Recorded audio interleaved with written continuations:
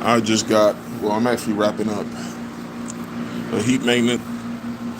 I'm actually surprised I got service down here. I only got 2 bars. Hopefully this thing doesn't turn off on me. But guys, real quick, I believe I made a few shorts here years prior, but this customer has a Weil McLain Ultra boiler. The old boiler, this had to been like at least 5 years ago. It was leaking from the bottom, and after a while, it got so bad that it actually almost flooded the basement. So this had to been like at least 4 years ago. This customer went through us to get this boiler replaced. Now guys, I'm at the point now where I took everything apart. I believe last year we got the maintenance kit for this Weil McLain boiler. The maintenance kit, for you guys that don't know, for these Weil McLain Ultra boilers, it includes a new sensor, gaskets, flanges, the whole 9 yards. It's not really much to it, but it's definitely recommended to use the maintenance kit on these Weil McLain Ultra boilers every year. But guys, here's the stipulation. This customer doesn't use this boiler that often. This is a pretty big house, but it's definitely recommended if you're not using that maintenance kit. Like I said, I think they're like under $100 if you guys order them. Like I said, it comes with everything you need, and most importantly, I said this before, if you guys are getting into high efficiency water heaters and Weil McLain Ultra units, you got to make sure you have your torque bits. Torque bits, pretty much what I'm showing you guys right now. Torque bits, or I call these star bits. This is what you need. You won't be able to replace inducer motors nor take these sensors out and clean them without what I have here. You see that? All these bits are the exact same size, but Home Depot has these.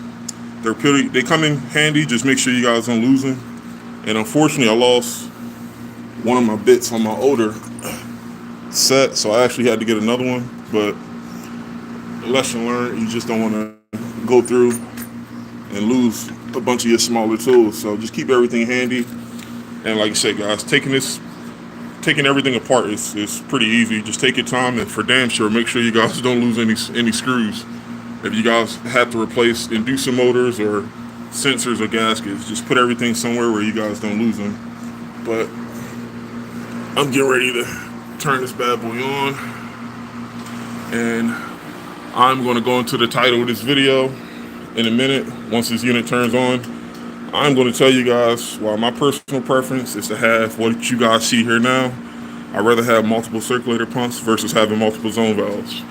But give me a minute. Let's wait until this thing fires up. And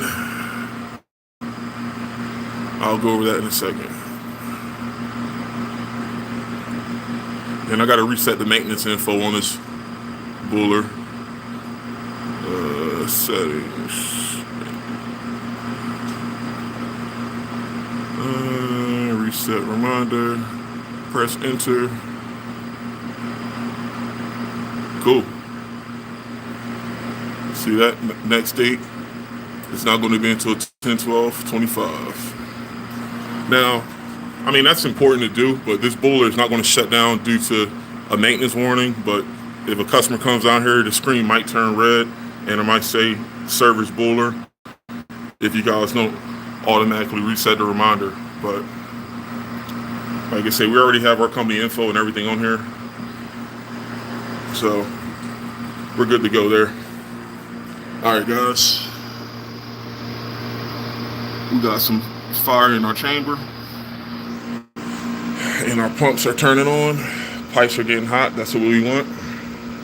And yeah, guys, let's get to it. Now, you guys already seen me make a few shorts about zone valves. Zone valves are great. And once again, in a nutshell, for you guys that don't know, you will have zone valves on multiple zones, meaning this particular house, this customer has 4 levels, believe it or not. The first 2 levels are the first floor, and the upper 2 levels are the second zone, which is the 3rd and 4th floor. You will typically have a zone valve to control different levels, but you also have the option of having circulator pumps as well, which is my personal recommendation. And let me look at the question, Sarah. When is that thing even created? Well, it's not necessarily created. Sucana. This boiler, this is just a HVAC heating boiler, and we installed this thing in 2021. You say you thought it was a game console. Nah, this is a heating system. I'm just doing the heat maintenance here. I'm wrapping up. I'm just showing you guys the gist of doing heat maintenances on Weil McLain Ultra boilers. And guys, real quick, what I was saying is that this customer basically has two different thermostats, one for the lower two levels and one for the upper two levels. Whenever one thermostat turns on, the circulator pump turns on, and it circulates hot water through the house, and it comes back, and then vice versa. Same thing for the second floor. Now, guys, here's my deal. Zone valves are great, but guys, depends on the setup. This customer has 4 levels. I'm on the basement, and like I said, it's going to take me at least 20 minutes to get to the 4th floor. It's like a bunch of stairs. But guys, zone valves are great, but zone valves, in my opinion, and once again, everything I'm telling you is based on what I've seen. If someone else had a great experience with zone valves, hats off to you. But from my experience, guys, if you have a customer that has multiple levels, meaning I'm not talking your basement, 1st and 2nd floor. If a customer has a basement, 1st, 2nd, 3rd, 4th, typically the bigger the house, you want to have multiple circulator pumps because, guys, in my opinion, what makes circulator pumps more efficient than zone valves is that you get more range of motion, and this allows hot water. Technically, this would allow your heat to get up to higher levels versus zone valves. Zone valves only open and close, guys. There's no pumps with zone valves. Zone valves is just a damper that opens up on a call for heat, and it closes whenever the thermostat satisfies on temperature. But guys, this circulator pump actually moves water, which is what you want. Otherwise, guys, I can almost guarantee, without having this pump that I'm touching now, there is no way in hell that this customer will get heat to the 3rd and 4th floor. Now, for you guys that don't know, this boiler does have circulator pumps just for the boiler. This the boiler circulator pump, and it's the zone circulator pumps. Do not confuse. I'm back now. Hold on, guys. But yeah, basically what I just said, this setup is definitely what you want. And unfortunately, guys, most of the time you got to deal with what's already here. Like, if a customer did have 8 zone valves here, I wouldn't say just rip them out and put in circulator pumps. But what I'm explaining to you is just a personal preference. But the best thing, guys, that you can do is just try to get the most out of what the customer already has. Meaning, if they did have zone valves, I'll be checking those zone valves to make sure that everything's open and closing properly, and make sure all the pipes are heating up. And in this case, guys, if a customer did have circulator pumps, which is what you guys see here and here, I would make sure that both circulator pumps are proper amps, and I want to make sure everything is hot. And as far as what we did here, I'm going to go through the whole spill. Everything inside that boiler is rocking and rolling, but what I'm going to go over the external controls here as far as what was done. Initially, and this is kind of going to be hard to explain without you guys seeing it, half of this customer's house is baseboard and half is radiator. I'll say this one more time. Half of the house upstairs is baseboard and the other half is radiators. What this customer wanted to do, initially he had one thermostat doing the whole house, and it was very, very inefficient because the upper floor would get too hot, and then the downstairs, he'll have to turn it down. So as a result, guys, to satisfy upstairs, he'll have to freeze downstairs, and then vice versa. The house was like almost, it was very, very uncomfortable. So guys, what we did about 3 years ago, we put these bad boys in. What you guys are seeing is just a Honeywell wireless thermostat module. These things are real simple to hook up. You need isolated transformers. And what you do is you put these modules downstairs, and what you guys can't see, which is upstairs, the customer has a wireless thermostat. I hook this up to the system, to the particular zone, and a wireless thermostat means I can have this thermostat on any floor I want, and that zone is going to turn off and on based on the location of the thermostat, which is great. So instead of having one thermostat on that 4th floor, I put this one on the 3rd, and I put this one on the 1st. So now the house is evenly temperature controlled.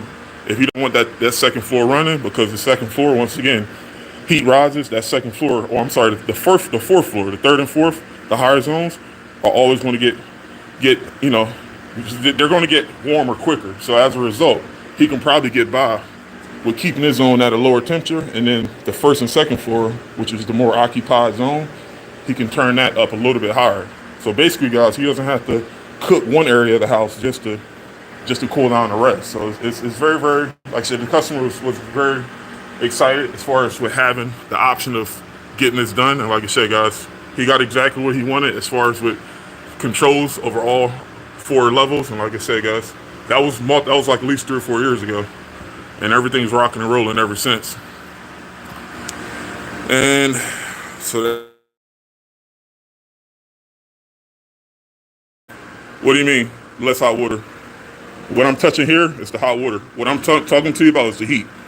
Now, here's the thing. With these Ultra boilers, you could have a domestic heating circuit and have this do the heat and hot water, but this is 2 totally different setups here. What I'm talking about is only pertaining to the heat. Yes, the heat does use hot water, but we're not talking hot water for, for showers or sinks. We're talking to heat the house up. But yeah, guys, I mean, there's really not much to it. These are the fan centers. And yeah, guys, like I said, this customer, the old boiler, it was leaking like pretty bad. So we had to get that replaced a couple years back.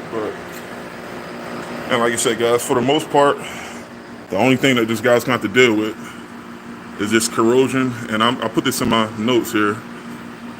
And this is normal. This guy has hard water in the area, and I think he has a water softener on the other side of the basement. But something like this, I would definitely recommend keeping an eye out on. If it gets worse, we'll definitely recommend cutting this out and replacing it. But like I say, guys, I mean, it's normal. Like I say, who knows how old this house is? I know it has to be close to 100 years. So I know, like I said, and I can show you this here. And this is on my return line. That's just a gate valve. Something like that, guys, like I said, it's just, that's just normal wear and tear. You can't really avoid corrosion on copper pipes and older pipes. But the biggest thing you can do, and this is what I always tell customers, if they ask me, hey, is pipe discoloration normal? I always say, hey, with wear and tear and, with enough runtime, everything shows age, With water, with so much stuff and calcium inside water, eventually anything that's going through copper pipe, it's going to start to show corrosion. Nothing's going to last forever, but the biggest thing we can do is on the maintenance. If we can spot things ahead of time before it becomes a bigger issue, then this won't cause an issue as far as with water leaking on the floor and God knows what else can happen. So, but that's not, like I said, it's expected. I'm not expecting, like I said, everything to be spick and clean after 10 plus years of runtime, but I took pictures of, like I said, all the corrosion spots, and I'm actually getting ready to go pack up now. And I'm going to go upstairs, and everything I basically explained to you guys as far as with the corrosion, even if the customer didn't notice it, we take pictures and we attach this to the report so the customer knows exactly what we want to look out for the next time we show up here. But both zones are on. As you can see, the green light on these modules always stay on. That just indicates that the module itself is getting power. But when these thermostats call, that light just blinks. It turns red when it's calling. When it satisfies, it turns off. And right now, both of my zones are running. And that's allowing me to check the temperature of the pipes here. So I'm going to turn this off. And guys, yeah, that's all there is to it. And for you guys that missed it, I'll say this one more time. What I just explained was the external controls. Once again, if you guys are out there doing heat maintenances on high efficiency boilers, meaning Ultra, Weil McLain boilers, or if you guys are doing a bunch of heat maintenances on tankless hot water heaters, the best tool that you can invest in would be a torque set. I think this is like maybe $20 from Home Depot. I lost a few of the torque bits I had in my old drill bit box, so I had to buy another one. Less than $20. And this is a Torx bit or our star bit. And this is what you need. Once again, to replace inducer motors, to replace sensors. And once again, guys, when I say sensor, this is a spark ignition setup here. There's no hot surface igniter. There's just a rod that sparks. But like I said, guys, you want to make sure that you could accidentally, if you strip these bolts, I don't know how you want to take it off. So I'm just used to using the right tools once, so I don't have to worry about, getting a strip bolt cutter or remover or whatever it is. So, but yeah, guys, there you have it. I'm just yapping here. I'm wrapping up. Yeah, all the pipes are hot. I turned the boiler off because I think I have both thermostats set to 80 right now. I don't want to cook them upstairs while I'm down here talking to y'all. But yeah, guys, like I said, this is pretty much plug and play here, And he already got the water heater replaced already, so yeah, guys, we're rocking and rolling here. But guys, I got another stop I got to get to.